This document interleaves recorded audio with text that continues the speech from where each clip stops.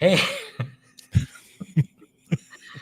hey, good evening, everyone. Welcome to Counterparts. My name is John Henry Soto. As always, George Batista is here, and we are very excited. We've been doing these shows. I'm going to talk a little bit at the beginning of this about what we're doing on these shows to give you a little bit of a understanding of what the hell are we doing, and um, and we're going to be talking about JFK today, which is a fascinating subject.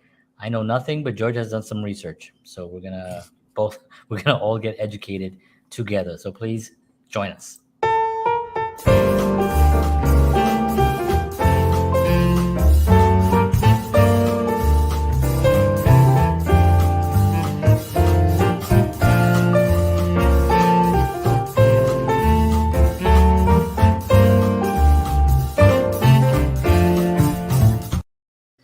So I had realized that sometimes when you research a lot on a subject, both of us research a lot, which is good. I mean, I do some research, but when you get really extensive research done, sometimes it kind of like doesn't create because then we both know a lot. You Correct. know what I mean? Correct. It's like, well, I think it's my, so like you're really good at the research part of it, and But I'm, that's why on this show though, I didn't go overboard on research and stuff. I mean, a few things here and yeah, there, but yeah. I think it's going to be more conversational. I think. Yeah, it's because I want to hear what people have to say. I want to hear our thoughts about it, Right. whatever the subject is and stuff. So I think that's the way we're going to be doing it. Very quickly before we get started with the JFK conversation, I wanted to say that the Counterparts show, George and I, we've been doing. We're going to continue to do interviews. We're going to come back to interviews, and we ran into a lot going on, mainly for me, but there was a lot going on that I'm working on, and it was, when you're doing this show, it's not, we're here for an hour, but we have to do the research, we got to do the set up the show, I got to do the graphics stuff. They had to create the episode, then we got to put it up on all the social media platforms, and then we got to promote it, and then that takes a lot of time, and then you got to find the guests. That's actually what it is. You got to find the guests, you got to schedule the guests, and because the show is live, it makes it even more challenging because sometimes they're not available at that time. So we have to figure out a time that they will be available, or we'll have to go record them and then do an episode where it'll just run live, but we won't be actually live. Now, luckily, we haven't really run into that often. We've been fortunate that the guests have been able to come on live, which is pretty awesome. So we will continue to do that. I'm going to be going away next week, so I won't be here next week. We're going to have another episode here. We don't know exactly if George is going to be on or if we're going to have a best of, because we got some great episodes. But I'll be going away, so that's one of the things I'm also working on as well. And I'll be coming back for the following Tuesday. So that just so you know what's happening a little bit behind the scenes here at Counterparts is not that we're not doing guests anymore and that we're just kind of like having these conversations and some of them being silly, which we like being silly because that's what we do. But we also wanted to continue with the interviews because people love the interviews and we love actually learning so much from our guests and having these wonderful guests. So we are going to continue to do that. Somebody messaged a few people, well, two people, not a lot, not 1,000 people, but two people messaged me like, "Yo, what are you guys doing?" we're all Really? guests. Yeah. Wow. So I was like, well, I told them what's going on, and then I thought, maybe we should just talk a little bit about it today, And so Maybe we anyway, should do a poll. say it again. I said maybe we should do a poll. I mean, just to say, hey, what do you guys think about guests versus us, what we're doing now, or a combination of the both? Yeah, I mean that's a good idea. Maybe we should do something like that. Yeah, let's do a Just to poll. If, kind you, of if hear you're watching this now, let us know.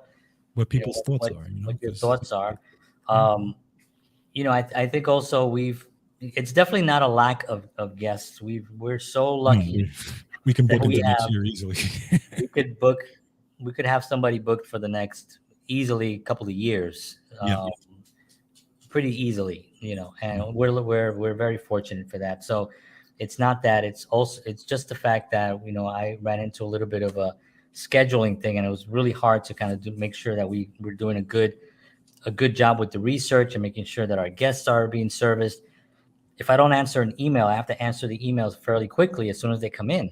That's another challenge. If they say they're available at this time, but they need to know, and I'm in the middle of something and I don't answer for 2 hours, we'll lose our opportunity with that guest, and I don't want to do that. So I thought, just out of respect to the audience and out of respect to our guests, to George, to myself, to the family, our families, let's actually hold off a little bit, and then we'll come back and we'll have some amazing guests, and we might even be doing 2 days a week, because George and I have talked about that, and we just haven't really pulled the trigger on that. But we are tempted to actually do that and have even double the fun. So that's it. And so let's do our sponsor, our wonderful sponsor.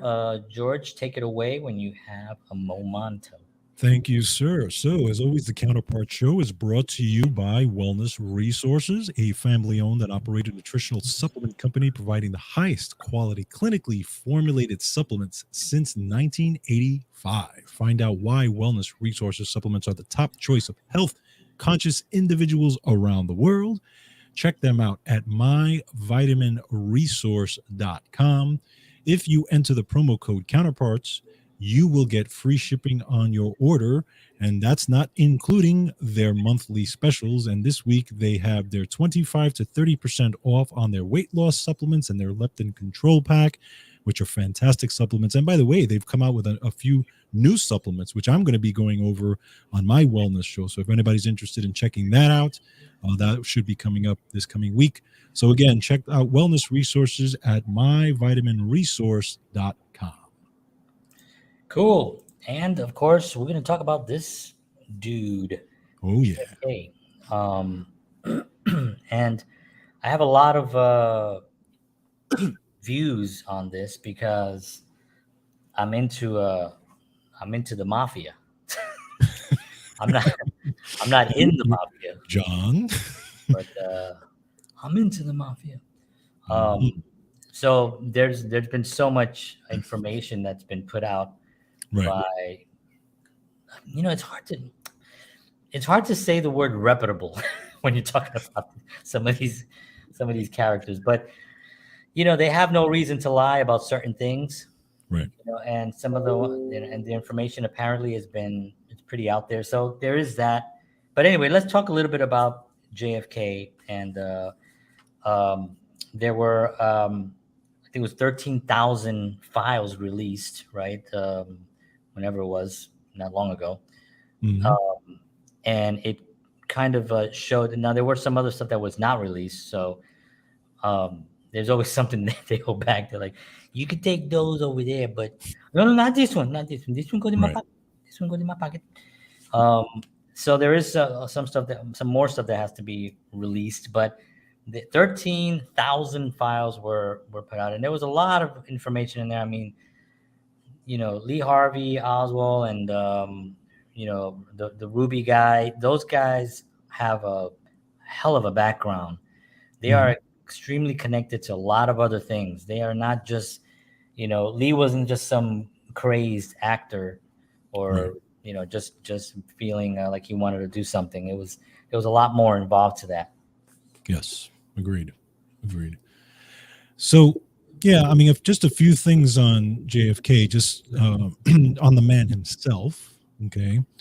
Obviously, he was the youngest elected U.S. president in history at the age of 43. Okay. He, and I think it's pretty easy to say that him being elected was a result of many people who helped him, including Joe Kennedy. Another gentleman who helped him was Frank Sinatra. So, and then of course we have our buddies in the good old mafia who wanted him for specific reasons. But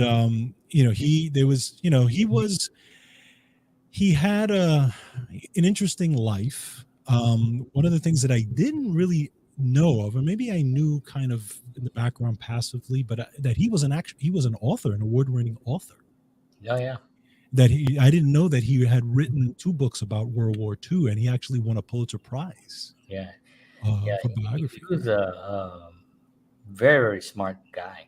Yes, extremely smart, extremely smart. He actually he was a gentleman that also suffered from a lot of health problems. Yeah, always in pain. He's like He bad was back. always in pain. He had a condition called Addison's disease, which is a condition of the adrenal glands not working properly. Wow. Therefore, he didn't, because the adrenal glands secrete steroid hormones and a lot of different hormones, cortisol and all this. So because they weren't able to do that, he ended up with like lots of infections and lots of issues because of that. And that's why if you ever see him initially when he was younger, he was very, very skinny. Yeah. And then after he became president, he filled out because he was on steroids. He's on steroids. Yeah. So it's just some interesting things about him. Yeah. I mean, he's one of those guys that is qualified. I think he had his heart in the right place. I think he wanted to do, by his writing, when you read his, when you hear his speeches and when you hear him actually just in a regular conversation, you get the idea that he's a guy that he's the son of very powerful people. Right. But he also understood that. Yes. And you have to be very self-aware to be able to be born in such a powerful family, with such a powerful father and grandfather, that that you have to rise above that and understand that you're still here for the people, that you still want to serve the people. And that's a very, very difficult thing to do when you have such powerful parents. Exactly. But you could see where the mindset came from, because if you look at his grandfather and how successful his grandfather was, right? I think his grandfather at one point was mayor of a certain Earth. He was mayor of Earth. Yeah. And then obviously his Joe was, now interesting, Joe was an extremely smart businessman. I mean, he was a business genius, a lot of them called, because during the Prohibition era, obviously he positioned himself in a very good way. Now there's a lot of backstory to that. Yeah. There's a lot of things, because Joe was involved in a lot of other stuff too. He was involved in a lot of things. Yeah. But he became powerful either way. I mean, he was. Yeah, and I think it was also the time too. You know what I mean? Correct, Like at the time, this is what's going on. And you have these powerful, I don't know, you want to gangsters or powerful, organized crime leaders that are, extremely capable of making money and organizing. This is why, it's like, they say, what's the difference between the government and organized crime, right? One of them is organized. So organized crime, is called that, right? I mean, that was a name that was obviously given by the government probably, but it was like when Lucky Luciano decided to gather the 5 families and put them together and say, okay, guys, let's try to not kill each other as much and let's try to make some money. He basically organized those families, and we're going back now during that era. So, you look at Prohibition became an opportunity for a lot of money to be made, obviously through selling illegal, alcohol and the speakeasies and all that stuff. But at the same time, there were also other avenues to make money on through real estate, because a lot of people were during Prohibition in 1929, the crash. Yep. There was a lot of people that were losing their homes. So a lot of real estate people were able to purchase a lot of land, and a lot of wheeling and dealing happened back then. So you get guys like the Kennedys and the Rockefellers and the Carnegies. You get those guys, in that position, because they already had a substantial amount of money.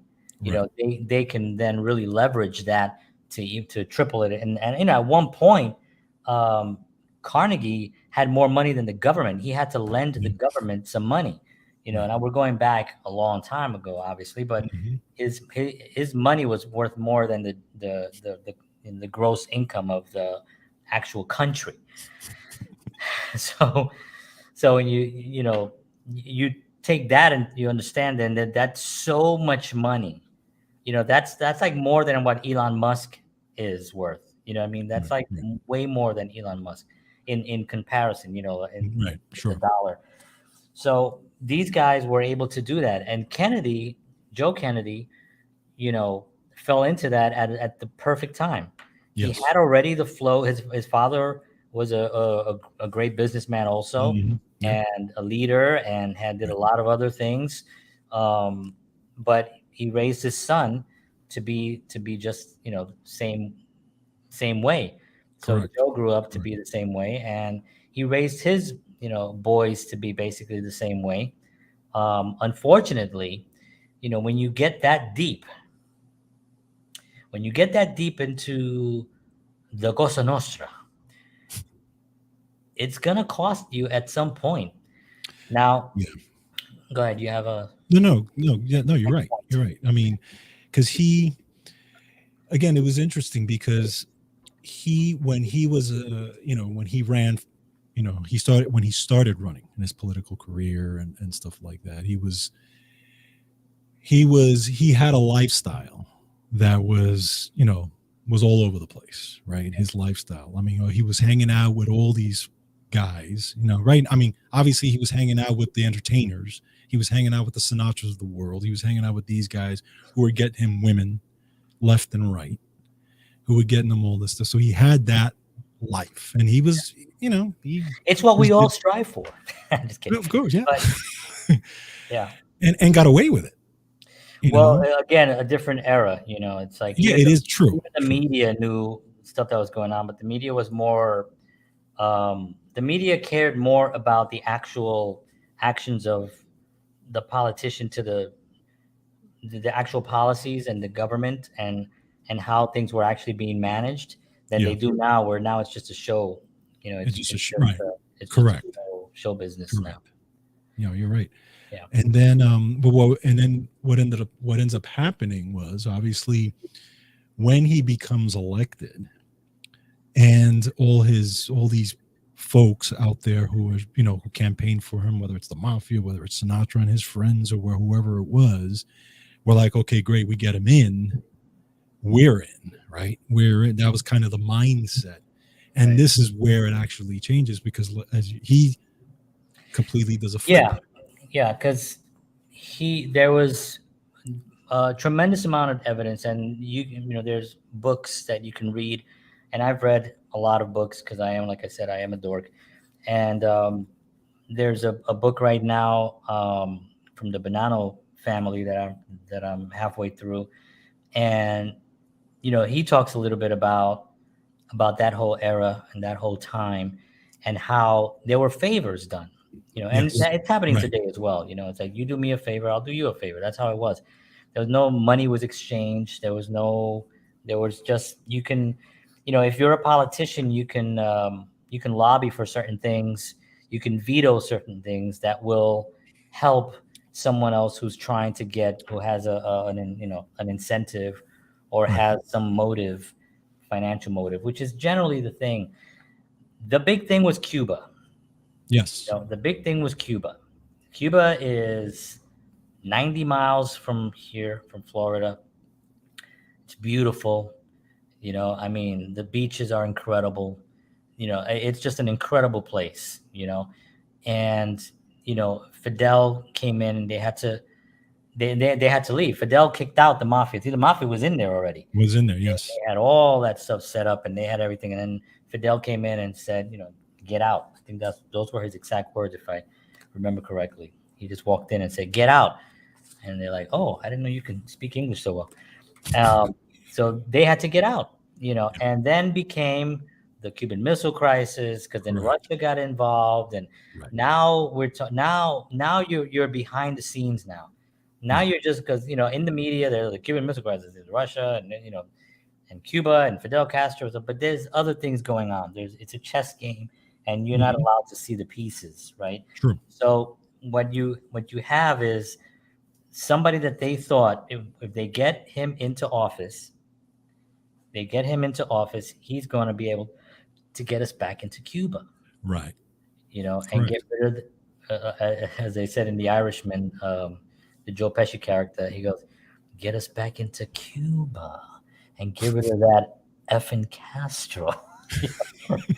um, but these conversations definitely happened, Yeah. but I don't think that it was public.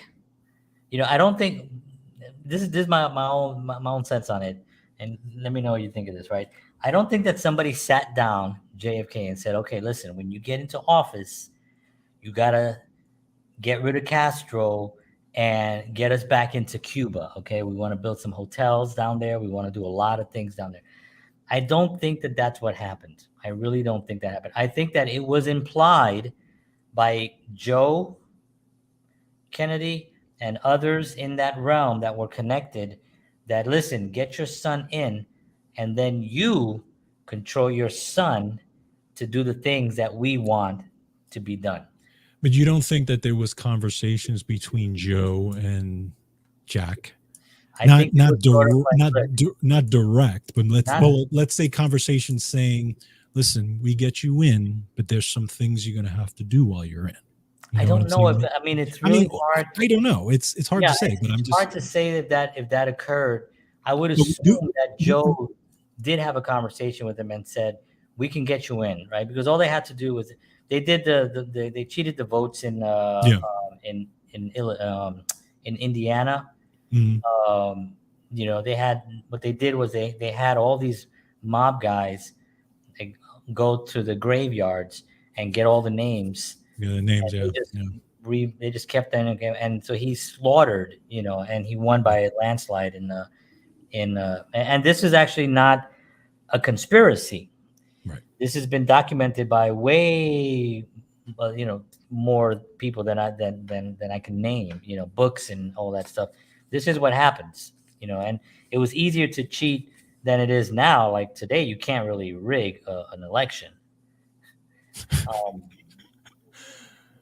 But back then it was much easier because it was just paper, and people had to count them, and it was just a little bit. It was different, so it was easier to cheat, But that's what happened. But I think he got in, and I think when he got in, he was like, "No, I'm going to be president." Yeah, exactly, and I think that's the key where he fully embraced the actual presidential He's like, "I job. like it. I want to help." And even at one point, and this is at one point, because again, even he started to distance himself from a lot of these folks, from Sinatra and all these guys. Yeah. And at one point, because Sinatra was also close to a lot of the mafia guys, right?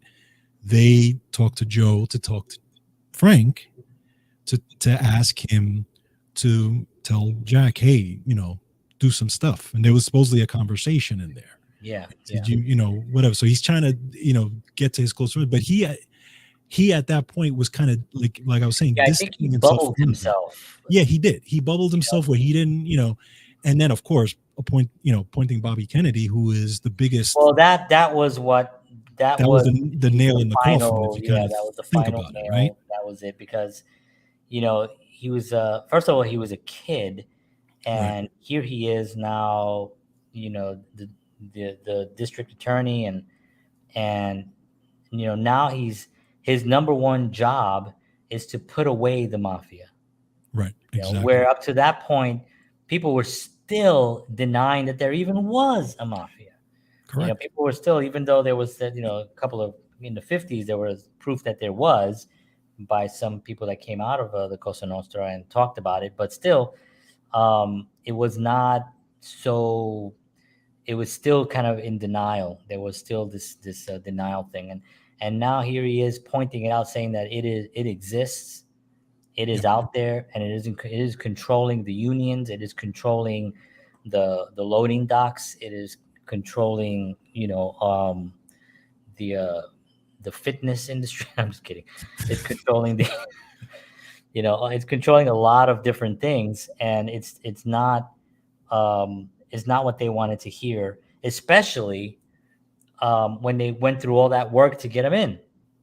Right. And that's the whole thing. Like, that's what pissed off the mafia. And the mafia not only at one point talked about killing Joe, okay, and he was saved.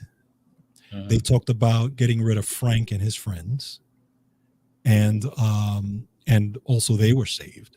Yeah. Okay. But there was a lot of talk about wiping them all out. Yeah. So yeah, I mean, it's really, a lot of these guys, they'll have these conversations, but the mafia doesn't really go out and say we got to kill, we got to kill. They don't do that. It's more of I mean, obviously it is business. The way they look at it. If somebody is encroaching on their financial gains, then that has to be stopped. Yeah, but I mean, there are actual conversations you can see that were had that said, should we whack X, this person or that person? There is conversations that have occurred like that. Yeah. But what my point is that back in those days, a lot of those conversations were being had. Nobody could just do it. You can't go. Frank Sinatra was at the time already a legend, right? Frank Sinatra was a legend in the 60s, right? Right. So this is all going into like mid 50s to the 60s, and to the end of the 60s. So he was already a legend. You can't just go whack Frank Sinatra, because Frank Sinatra, it is going to open up such a can of worms. Why did this happen? Who is he connected to? Who was he hanging out with? Who are his friends? It is going to just be incredible. So that's why he was saved.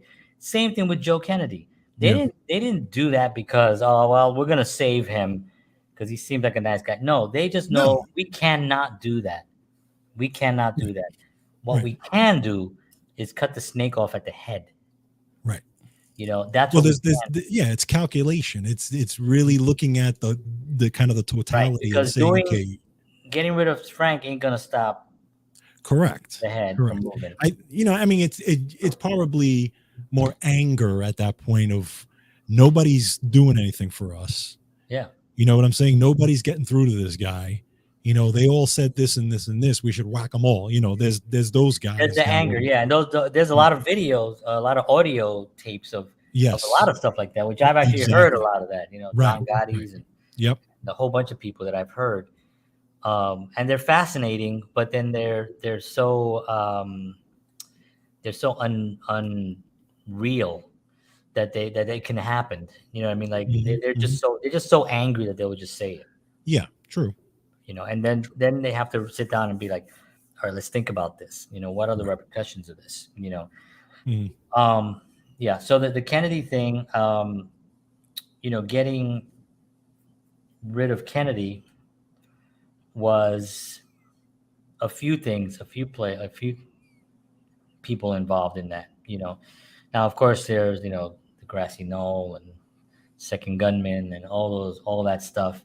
That really, because the scene was because the whole incident was so botched, the whole body, the recovering of the body, the handling of the body, the handling of the prisoner, Lee Harvey Oswald getting shot like the next day or whenever it was, all these things was so botched. It was clear that it was a hit because everything was so botched up. Because here you have a president who, by the way, was popular. Yes. You know what I mean? Was popular. Yes. It's not like the last couple of presidents that we had that were just not popular. People just don't like them. You know what I mean? They somehow win, but they're not popular, right? But no, this guy was really popular. People really liked this guy, So for them to do this, it had to be botched. It had to be a mess.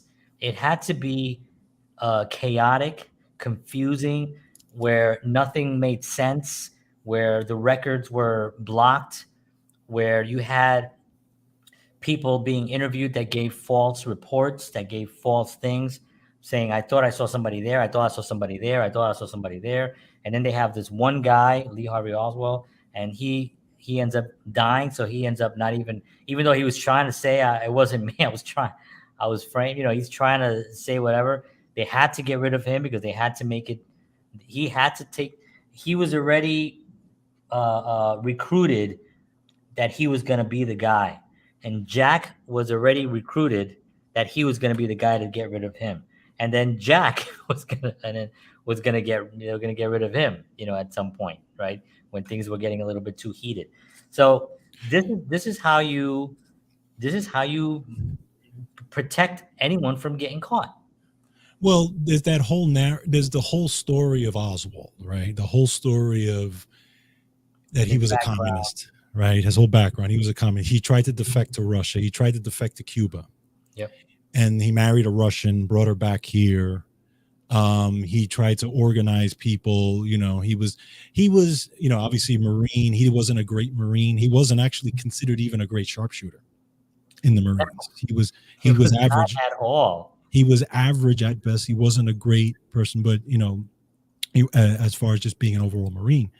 But what's interesting is that, when you look at it, I mean, there's the notion of, okay, the CIA was involved in it, right? Which, right. I mean, I don't know. But what I find interesting is a couple of things. I don't think the CIA gets involved in things like that. But there's a couple of things that I just find interesting. And there's many ways you can go with it, but right?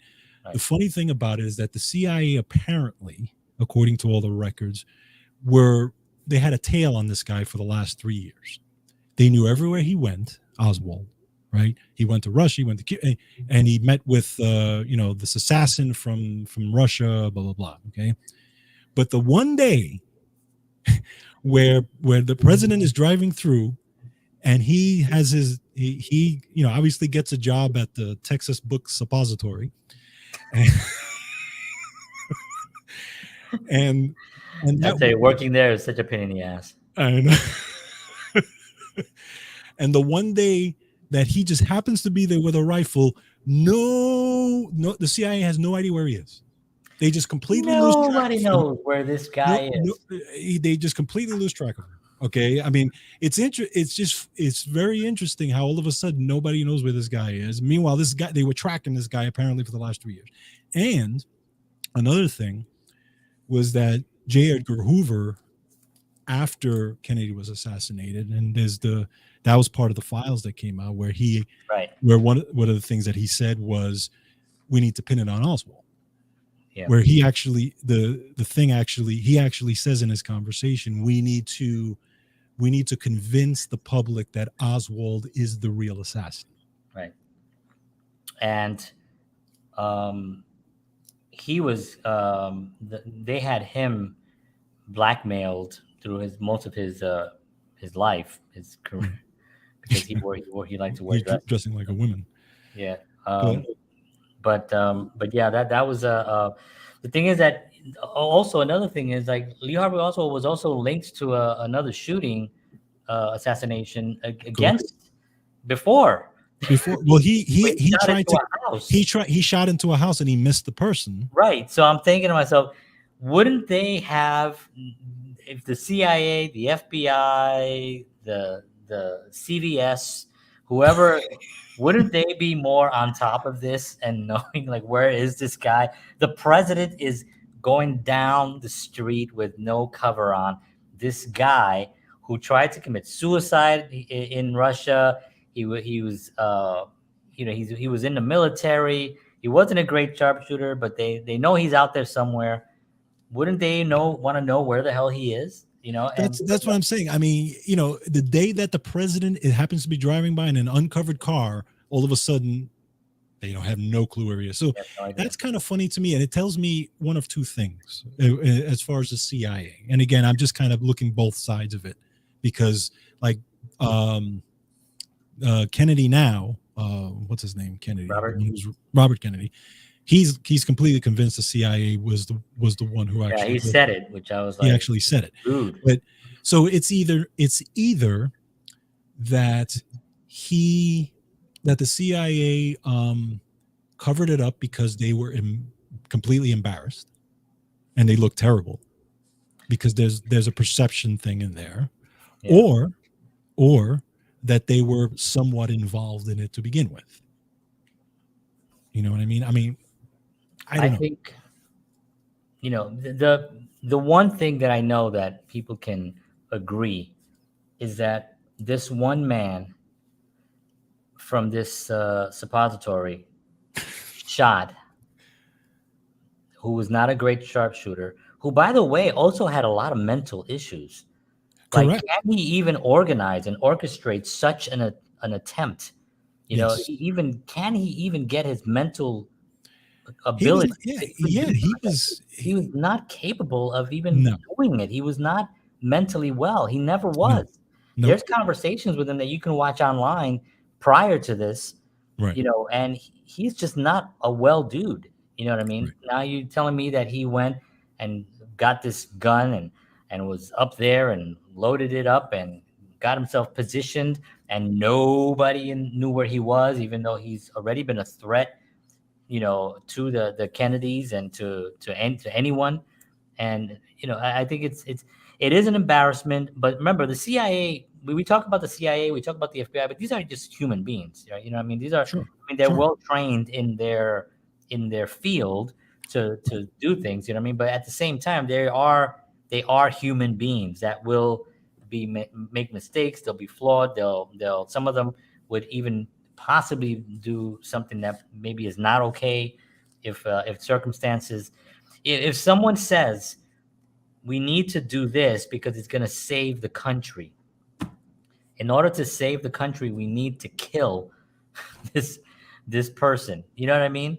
If you say it enough times to someone, you can convince them that this person being alive is going to hurt if you convince a person that that person is Hitler, right? Yeah, yeah, If you yeah. convince them that that person right there is going to be exactly like Hitler, he's going to do what Hitler did.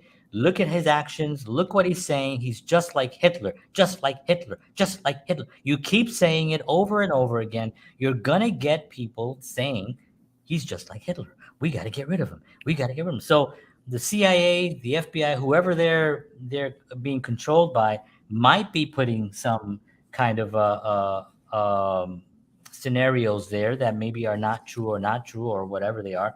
But there definitely is a conspiracy of some sort, and I hate that word because whenever people roll their eyes, but there is something that doesn't make any sense when you look at someone just saying that Lee Harvey Oswald just did it, when you But know for remember, the fact that it did not occur. but remember that right after the Warren Commission closed their investigation, it was picked up again later. Right, it was picked up again After the movie. No, it was picked up in 1978 by the House Select Committee.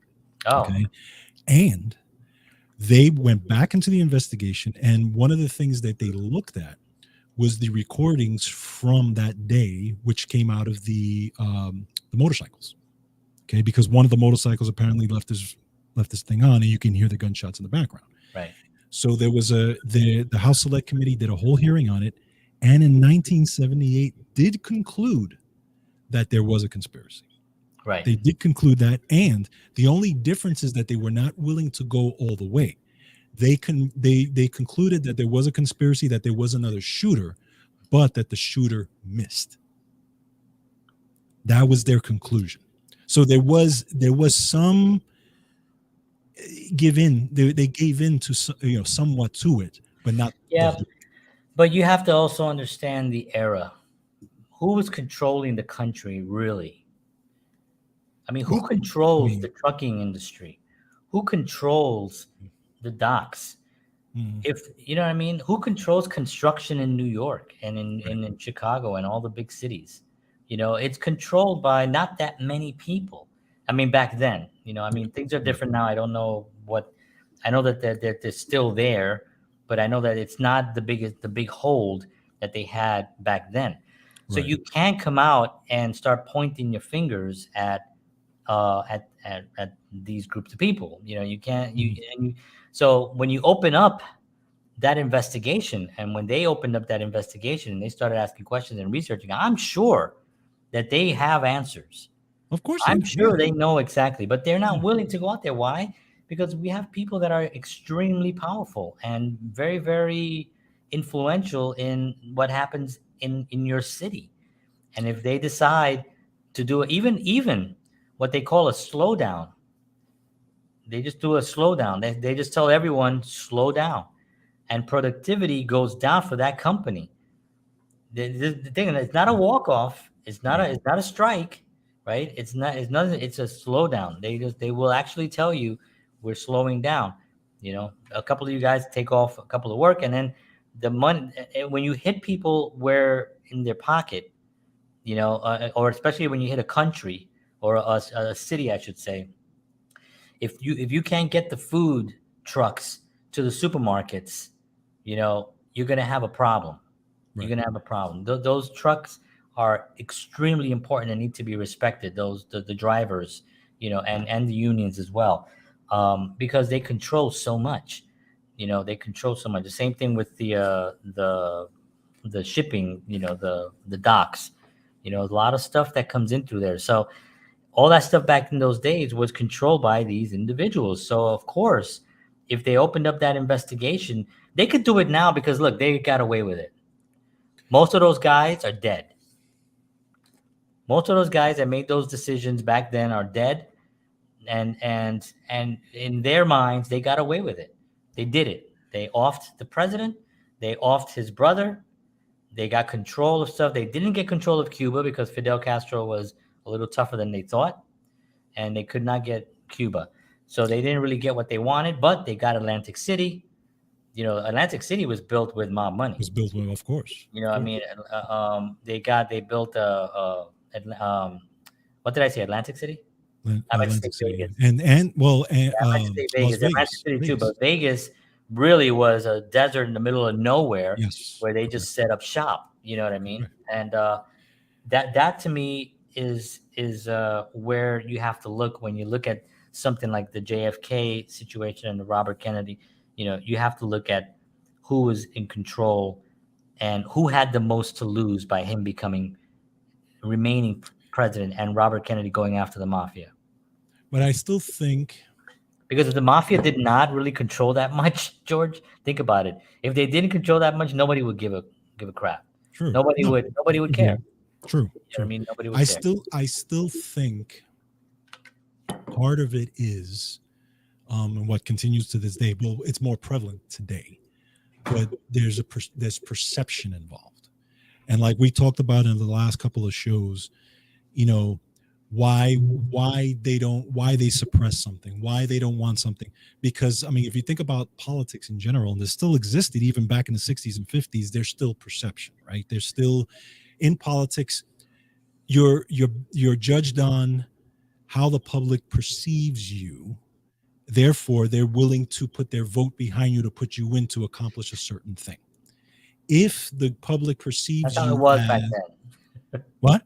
That's how it was back then. Well, no, but now there's a lot more to it today. But what I'm saying is, but at its core, it's still around. It's Okay? still around. It's still around today. but It's still it's around so today because I mean, controlled think about it. by- If a politician, I mean, the whole point of politics is to lie, cheat, and steal your way in, based off of the perception that you give your constituents, so they can keep you in there. Correct. Right? I mean, that's what you do. But the point is that for them, in my opinion, is you don't want that getting out, because then it goes back to the same thing as before. You know, even though nobody cares, but it's going to be that it's going to be that part of the society that says, you see, you cannot trust the government because now we know they assassinated JFK. We know that they didn't go to the moon. We know that they did this, they did that, and they did this. And you add fuel to that fire. Yeah. You know what I mean? And I think that they try to do their best to squash that, because then they look terrible. True, but I mean, it doesn't seem like even today they're really trying to squash too much. A lot of these things have come out. They're even worse things. I mean, I there was down in Georgia. Probably can't even talk about this because of the last 2 years, but there was a situation that happened in Georgia a long time ago where the government was testing certain things in a certain portion of to see if those people got sick and died. Correct. This was found out, and there Yes. was an apology was sent out. Yes. And to this day, that area has been raised to not trust the government because they tried to poison us on purpose to Right. see what the effects were. And they thought, again, if we can really find out if this is actually a viable thing, we can then really protect ourselves. So you lose a couple of people, a few people die, you can save millions of people, right? So that was their intent, their goals. Same thing happened with the apology that Bill Clinton made. Remember the apology that he made about what occurred? It's hard to talk about that too, but if you go online, you can Bill Clinton's apology to the American people. And it's pretty shocking what they got caught doing. And they just said it, and they came out. They said, yeah, it was not okay. We apologize that it happened. There was a lot of things that were not taken into account. And when you have a society that you've basically poisoned, not just through a narrative of the media, but also through a narrative of what's good to eat and what's not good to eat, and you should watch on television and what you should consume. Think about it for a second, right? The government controls what you eat, right? They control the medicines. They control what you watch on television. They control what you see on the internet. They censor what they don't like, whatever the organizations are. Overall, whatever it is a full out control, and it's conditioning people to just go like this. Oh, there they go again. Oh, well. Let me get my Starbucks and I don't want to miss tonight's episode of blah, blah, blah. Because this is the mentality, because our educational system does not really teach civics. So we don't know the power that the individual has, to make a difference. They don't know what the Declaration, we just talked about that before we started the show, right? The Declaration of Independence is not taught in in school, because within that document states that if your government is acting up in a certain way, you have the right to fight and uprise. You have the right to protect your property. Why would you want to take everyone's gun away? Because you can't have an educated society with guns. You have to stop. So this JFK situation goes into the fact that they did it. They basically got away with it. All those involved are either dead or 100. There's nobody ever going to go to jail about that. And all we can do is do episodes and shows and talk about, oh, look at what they did. Somebody did this, and read all these books and stuff that basically states this is how it occurred, Now, I agree. Now, the only difference is, to me, and I think there's still a difference even at this juncture, is killing or assassinating the actual president of the United States on purpose is a little different than experimenting on people, or a president doing something in the White House or something like that. Okay, I think there's a level of degree in there. Okay, that's I have a rebuttal. Go ahead. Okay, no, that's fine. That's fine. Let me finish my other thought before it flows up, oozes out of my mind. The other thing is that today it's much easier to apologize and say something, because we as a society, to your point, are extremely distracted.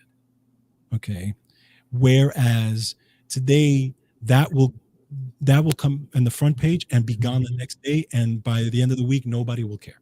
Right. Whereas back then it was a different society, was different. Okay, right. So I think more people would have cared back then if it had come out back then versus if it comes out now, because again, like you said, people are worried about their latte or whatever's on TV or Dancing with the Stars. If somebody assassinated JFK and it happens to be the CIA, well, too bad. Who cares? Let's move on. That type of thing. Right. Yeah. So what my thought on that it's different about killing, or assassinating a president is the fact that there was way more to lose to not kill him than to kill him. There was way more. And you have professional people that kill for a living. You have people that do this. They know how to shoot, where to shoot. They know, you know, this is what they do for a living. I mean, if you look at and I know there's some stuff that people say is not 100% accurate, but like Frank Sheeran, who was a hitman for the mob, who wrote the book "I Heard You Paint Houses," which was a code for "I heard you kill people," right? Right. Well, in his book, he talks about the practicing that they did and how you did it. Where you got rid of your guns, what kind of gun you should use. Right. For certain hits, certain things. You would think you want to hit a silencer at some point. No, you don't. You want a loud gun because you want to scare everybody off so they don't look and they run away. You don't want silencers at certain moments. That kind of blew my mind. I was like, oh, wow, okay. So you have people that have studied the science of killing people for business. Right. People that are, and this has been going on, by the way, for a very, very, very long time. Of course. Right? If an individual comes into some position of power where they can change the narrative to make people hopeful in some way, then they lose control. Those in power will lose control. If you have a society of thinkers, I think George Carlin had a great video, right, where he talked about they don't want a society of free thinkers. They want controlled, obedient humans that will go to work and that are just smart enough to run the machines, Right. that are just smart enough to and then pay their taxes, and that's all they're looking for. If you have an individual that's lifting people up, making them think, and also creating a powerful impact in some way, because people like that have an energy, right? They have a certain aura about them, and when you hear them speaking, you feel something, Right. like when Martin Luther King speaks, man, you get emotional even today, right? When you watch one of his long speeches, it's like, Right. man, that's amazing. JFK, Gandhi, Malcolm X, and you can go back to Jesus Christ, right? I mean, Jesus was preaching. Jesus was out there challenging people and telling them, this is what you should do. If you follow this road, if you follow me, you will have, eternal life, right? Right. Well, hold on. No. We're not going to have that. You know what I mean? And this is the kind of thing that I know happens when you get an individual that has some type of power. It's the same thing that happens now with people. Social media has given, I think the way social media was framed, I think it sort of like backfired on some of the suppressives that put it out. I think they thought they were going to create this thing and it was going to help them make a lot more money to connect people. And yes, that is happening and stuff, but it also gives people the ability of those educated with the conscience to create platforms that we can go on and exchange ideas and elevate our awareness. That they didn't expect that. They thought they would control everything of it, which is why they control a lot of, the internet, all the regulations that came in through Obama's presidency and even it started through Clinton and through Obama. All that stuff that occurred for the regulations were because they were losing control. They were losing control. So this is part of a much bigger thing, the whole JFK thing. And I think it's funny because whenever we talk about any of these things, we always kind of end up talking about almost the same kind of thing. Well, it all goes back to that. Yeah. It all goes back. I mean, you again look at what we went through in the last 3 years. It's the same thing. And the funny thing, talking about social media, and actually I was listening to somebody's podcast today on that, and they were talking about exactly that, what social media was really designed for and that type of thing. And The funny thing is now the issue with the control piece is now more than ever before they are losing control, because now there are so many other avenues. Independent news now is becoming a huge thing. Yeah. There's such a segment of society now that doesn't even go to mainstream news anymore. Like the man on the street, like a guy with a cell phone. Like, right. And mainstream news is tanking. It's an archaic thing. It's going. Yeah. It's literally dying because it's a show. Because people are starting to be aware of someone saying 3 men, murdered a young girl today, and right. they got caught. You go, so what's the weather tomorrow? Yeah, right. That exactly. that 1 hour of insanity. Oh, the weather, oh, the sports. It should tell people that this is an insane planet and this is an insane system that they've been feeding you. And what's happening is, like, you're right. Those independent news organizations, the guy on the street, the girl on the street that's literally just videoing what's happening, what's actually happening, and then quickly uploading it to a platform that cannot be controlled. All these things are where they're losing the battle, and it wouldn't surprise me if if a lot of people start actually getting arrested, big names that we know, for obstructing some of the actual truth and for lying under oath and for doing all the things that have already been proven. We've already seen it. It's already been proven. If you go on to, first of all, I'm on Telegram and Telegram, the things that are on there are like unbelievable facts that you're actually looking at. They're not videos that are doctored. They're actual videos. They're actual interviews with real people that you can actually look up and are on Wikipedia, and that they have all this amazing back. I'm not defending any one side. I think they're both in cahoots in whatever they're doing. I'm not defending that. I'm saying that this was what I'm looking at, that gives me like, wow, that makes sense because of this. Right. A lot of the stuff that you see on the news does not make sense. Of course not. It doesn't make sense. It's all out of context. They're putting a show on.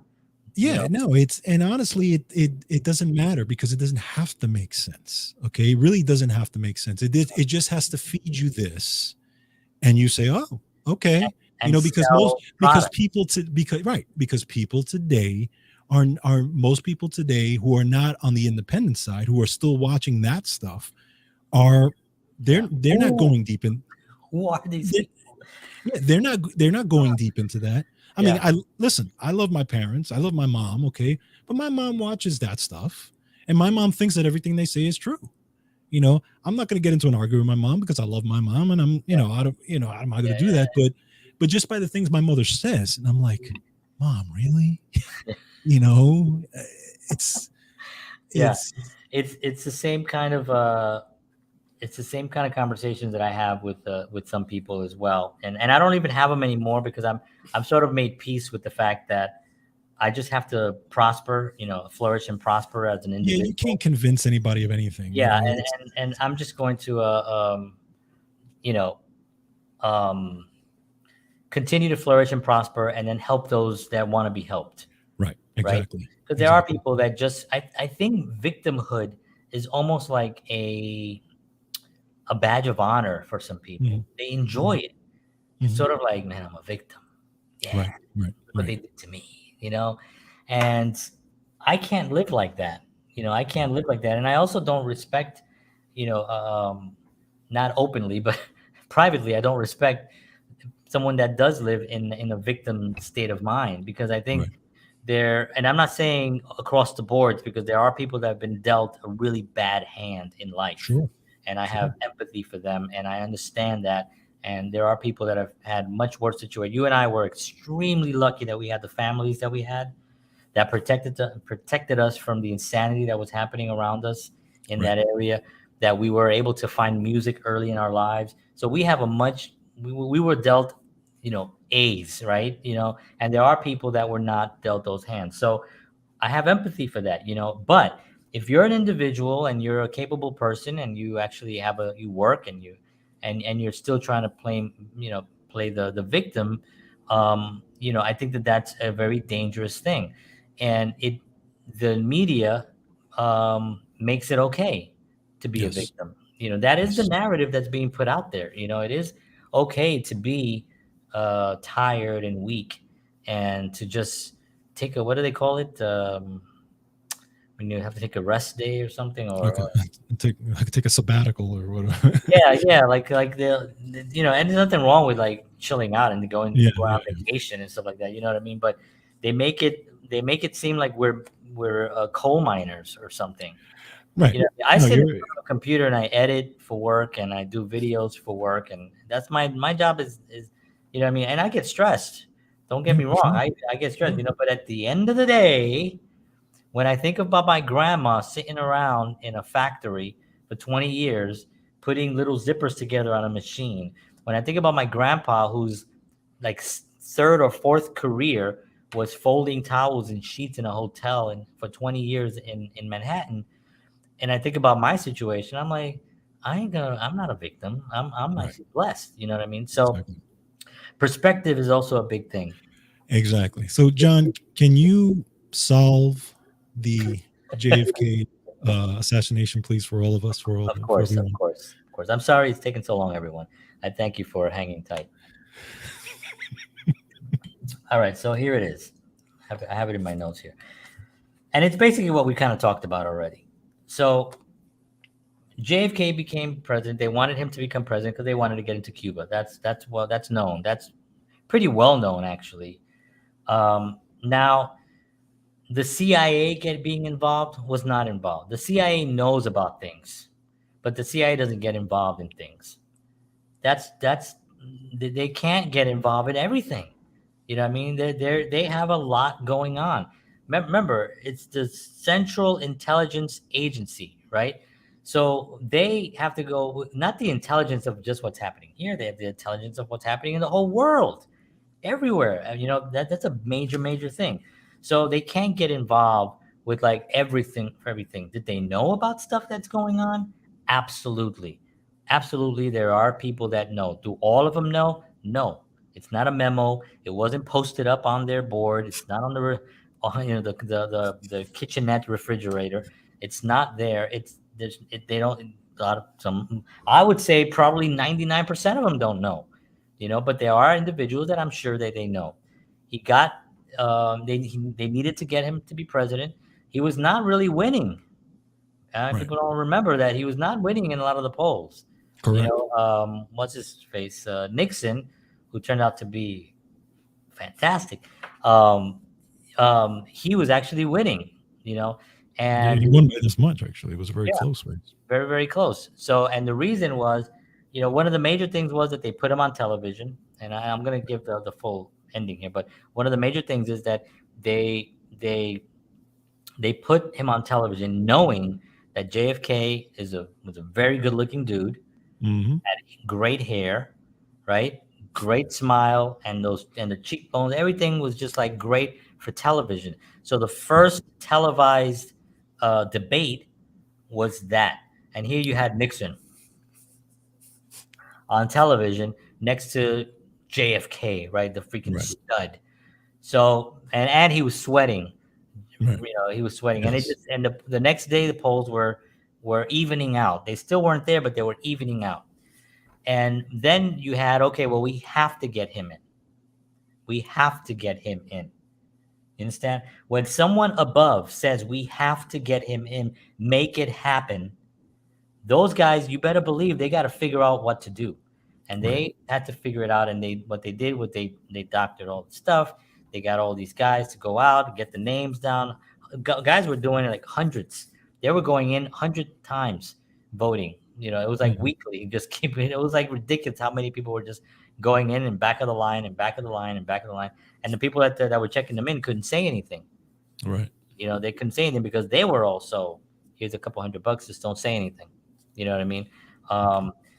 And so he ends up winning, and he ends up deciding that he wants to actually do good, and he Yeah. wants to take out the mob, and he wants to go to the moon, and he wants to do all these things, and he puts his baby brother, basically sent his baby brother to basically executed his baby brother, the poor guy.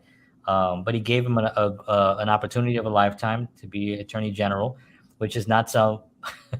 it's it's sort of like it's sort of like me becoming president and then putting my son as attorney general. You know what I mean? It's Yeah. Yeah. like I have a kind heart. I want to try to help.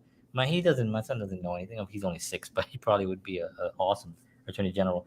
But so it's just, it was not a good thing. So they put him in, and this is where the mafia had their meetings, and this is where they plotted.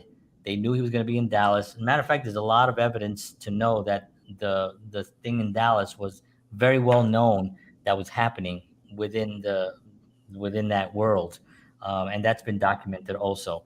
And the mafia killed JFK because they wanted to get control of Cuba. There's a lot of money in Cuba. I'm talking about $1 billion in Cuba that they knew that was there.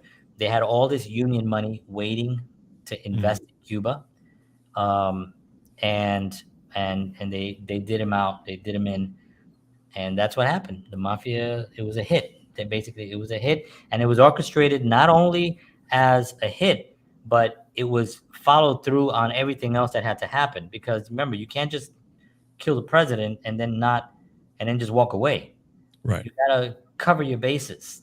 You gotta blame somebody, and then you gotta kill that person, so that person doesn't start falling apart under oath or giving more information that they know. And they knew that Lee Harvey Oswald knew a lot more than what people know. Well, Lee Harvey Oswald also had family that worked for the mafia, including Carlos Marcello, who was well connected. And then, of course, he ends up killing Jack Ruby. Ends up killing Oswald. Jack Ruby was one of the most connected guys, exactly, as well. So the idea that if anyone to tell me that it wasn't is ridiculous.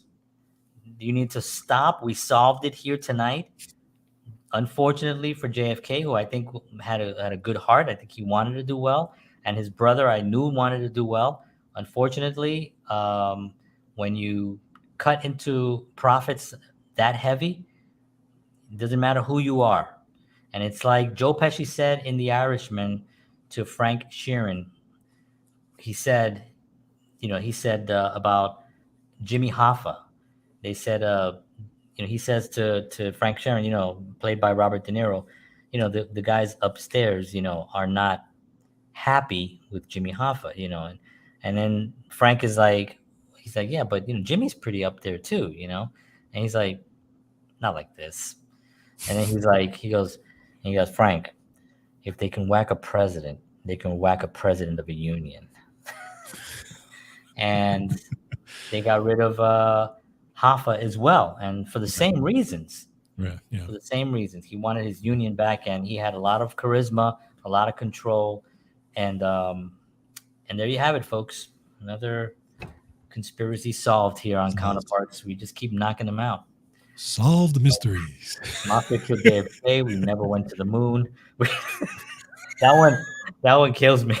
I had a friend, David Guzon messaged me. He goes, I watched your show. He goes, I watched it, I enjoyed it, and I was very frustrated through all of it. And I was like, yeah, we aim to please. That's it. That's our brand. Oh, Lord. That was funny. Anyway, so we will have more information in the next few days on what the show is coming up for next week. But then I will be back the following week. And the following week, we'll be covering, just so everybody could be in suspense for it. It says Mafia. And then the one after that is Sopranos. So you know what? Let's do a whole Mafia. I'm very, very well versed in that. I know you're very well versed in that. I've read a lot of stuff. I watch a lot of YouTube. I'm part of like groups about it just because I'm fascinated with the and you're still alive. Exactly. I'm fascinated with the idea that you can use crime and justify it. Yeah. You know what I mean? Like justify it. Like they're all criminals. They all should Yes. be in jail, but yet they somehow justify murder. They justify stealing, protection, all that stuff. And it's just fascinating to me. It's fascinating. So I do have a film also that I'm currently still editing. It's called Listen, Charlie. And it is actually does have a mafia theme in it. So Oh, nice. I'll be And wrapping before we that go, I just want to congratulate John on his last film also being in the film festivals, these latest film festivals that he's in. Thank you very much. Appreciate that. Yeah, it was in the Manhattan Film Festival, which was big. I was excited. Well, they're both big actually, and the Tennessee International Independent Film Festival here in Tennessee. So I'll be actually going to that one, and I'm working on maybe going to the one in New York. I'm seeing if I can swing a flight, a cheap flight to go there. I'll go on Spirit and sit on the wing. Yeah, I was gonna say you're gonna have to push. Yeah. Be like, harder, Puerto Rican, harder. You want to fly for $50? Harder. Yeah, so I'll get there, and that should be a lot of fun. So, but thank you. Cool. All right. Well, thank you everybody for tuning in. We appreciate you always. Please visit our website, counterpartsshow.com. You can see a lot of our episodes there, past episodes, and some other fun stuff. George's show is on there as well that you can watch, Wellness Talk, and he's got some great information there if you're interested in like living well, healthy, and happy. Check that out. And that is all. So we will see you all again. I won't see you next week, but George might be. We'll see what happens. We'll announce that, but then we'll be back in 2 weeks for sure. So thank you, everybody. And as always, oh, George, you have something else? No, I'm just saying. Okay. And as always, peace.